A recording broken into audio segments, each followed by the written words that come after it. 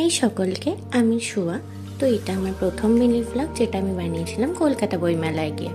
তো আমরা 8ই ফেব্রুয়ারি চলে গেছিলাম কলকাতা বইমেলাতে, আমি আর আমার বেস্ট ফ্রেন্ড। তো আমি আর আমার বেস্ট ফ্রেন্ড যেখানে যাই সেখানে মজা হবে না, এটা তো হতেই পারে না। রাস্তায় যেতে যেতেও মজা করেছি, ওখানে পৌঁছেও মজা করেছি।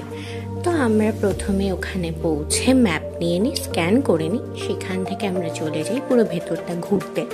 আশপাশটা ঘুরে আমরা চলে যাই পত্রভারতীতে। পত্রভারতী থেকে বই কিনে আমরা ওখানে দেখা পেয়ে যাই হিমাদ্রি কিশোর দাশগুপ্ত। তো আমরা তার সঙ্গে দেখা করে তার অটোগ্রাফ নিয়ে ফটো তুলি এবং অভিক সরকার এবং শায়কামানের বই কিনে আমরা আশপাশটা আরও ঘুরে নিই।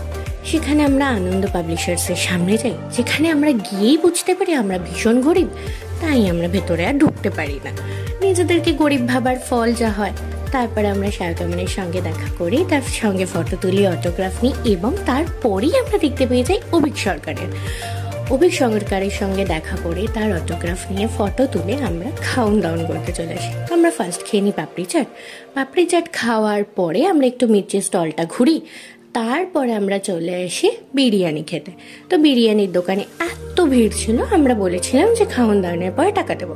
তো আমরা সেখান থেকে বেরিয়ে খাওয়া দাওয়া করে যখন বাসে উঠে যাই, তখন আমরা রেকগনাইজ করে আমরা পেমেন্ট করিনি।